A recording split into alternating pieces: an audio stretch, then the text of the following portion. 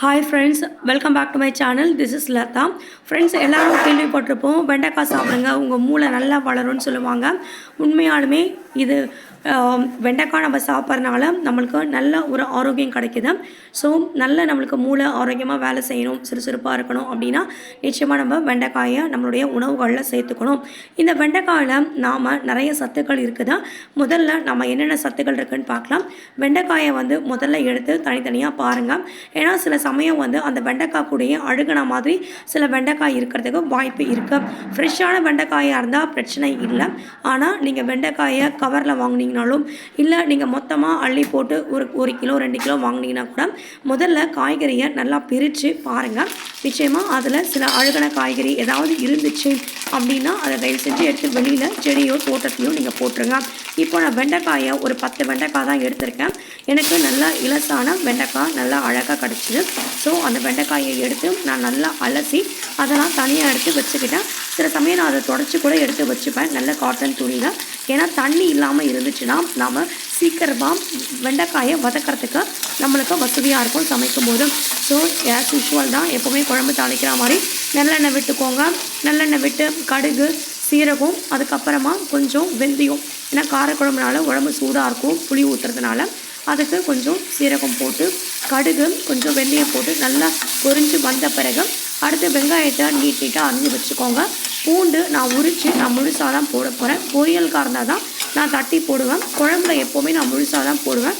ஏன்னா எனக்கு அப்படி போட்டால் தான் பிடிக்கும். வீட்லேயும் அப்படி தான் போடுவேன், அவங்களும் அப்படியே சாப்பிடுவாங்க. ஸோ அதை நான் நல்லா பொன்னிறமாக வர வரைக்கும் வதக்கிக்கிட்டேன். எப்போவுமே கொஞ்சோண்டு லைட்டாக ஒரு பிஞ்சாக அதான் பிஞ்சுனா எப்படின்னா ஒரு சிட்டிக்கு அளவு உப்பை போட்டு நல்லா வதக்கிக்கோங்க. இப்போ நீங்கள் பார்க்கும்போது முதல்ல போட்ட வெங்காயத்துக்கும் இப்போயும் நிறைய வித்தியாசம் இருக்கும். கோல்டன் ப்ரௌன் கலரில் வந்துருச்சு. நாட்டு தக்காளி இருந்துச்சுன்னா ரொம்ப நல்லாயிருக்கும். அதுக்கு முன்னாடி நான் வெண்டைக்காயை நல்லா அலசி தொடச்சி வெண்டைக்காயை நான் போட்டு இந்த வெங்காயத்துக்கூடையே நல்லா நான் வதக்கிக்க போகிறேன்.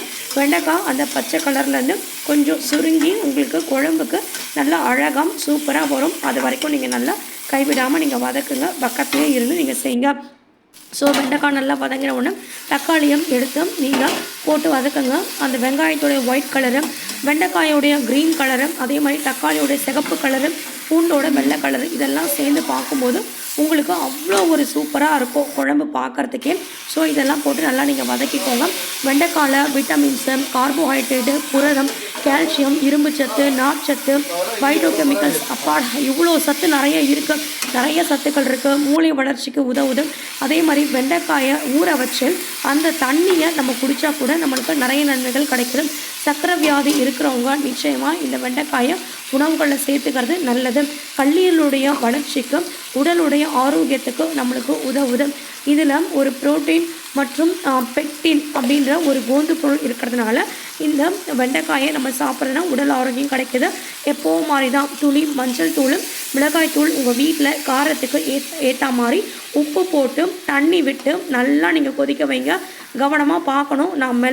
நான் மிளகாத்தூள் அதே மாதிரி இந்த மஞ்சள் தூள் உப்பு மட்டும் தான் போட்டிருக்கேன். தண்ணி ஊற்றியிருக்கேன். நான் இதில் புளி தண்ணி விடுவேன். ஏன்னா எப்போவுமே காய்கறி நல்லா வெந்த பிறகு தான் புளியை ஊற்றணும். அதுக்கு முன்னாடி நீங்கள் புளியை ஊற்றி கொதிக்க வச்சிங்கன்னா நிச்சயமாக உங்கள் காய் வேகவே வேகாது. அதனால் நல்லா கொதி வரட்டும்னு பார்த்துட்டு ஒரு 5 மினிட்ஸ் நல்லா கொதிக்க விடுங்க. நல்லா எப்படி சவுண்டு வருது பாருங்கள். அவ்வளோ ஒரு சூப்பரான ஒரு சவுண்டு. உண்மையிலே குழம்பு கொதிக்கிறது வாசனையாக இருக்குது. நம்மளுக்கே ஆசையாக இருக்கும் அதை பார்க்கும்போதே. இப்போது குழம்புக்கு நான் ஏற்கனவே முதல் வேலை குழம்பு வைக்க போகிறேன்னா முதல்ல நான் காய் எடுக்கிறனோ இல்லையோ புளியை நான் ஊற வச்சுடுவேன். புளியை நல்லா கழுவிட்டு அதுக்கு பிறகு நல்ல தண்ணியில் நான் ஊற வச்சு தண்ணியை நல்லா புளியில் கரைச்சிட்டு நான் லைட்டாக மேலோட்டமாக அந்த ஓடு அதெல்லாம் எல்லாமே நான் புளியை ஊற்றிடுவேன். எப்போவுமே கடைசியாக தான் நான் பெருங்காயத்தூள் போடுவேன். அதே மாதிரி கருவேப்பிலை, கொத்தமல்லி மறக்காத போடுங்க. சாதம் வடித்தாச்சு. அதே மாதிரி என்கிட்ட முருங்கைக்கீரை பூவோட கூட்டு இருந்துச்சு. காரக்குழம்பு, முருங்கைக்கீரை பூ கூட்டு, அதே மாதிரி வெண்டைக்காய் காரக்குழம்பு, சாதம் ரெடி ஆகிடுச்சு. இப்போ நீங்கள் வச்சுருப்பீங்க இல்லையா இந்த பூண்டு தோல், வெங்காயத்தோல், அந்த வெண்டைக்காயோடைய காம்பு இதெல்லாம் எடுத்துகிட்டு போய் செடியில் போட்டுருங்க. டாட்டா, பாய் பாய், டேக் கேர் ஃப்ரெண்ட்ஸ். சப்ஸ்கிரைப் பண்ணுங்கள், லைக்ஸ் பண்ணுங்கள்.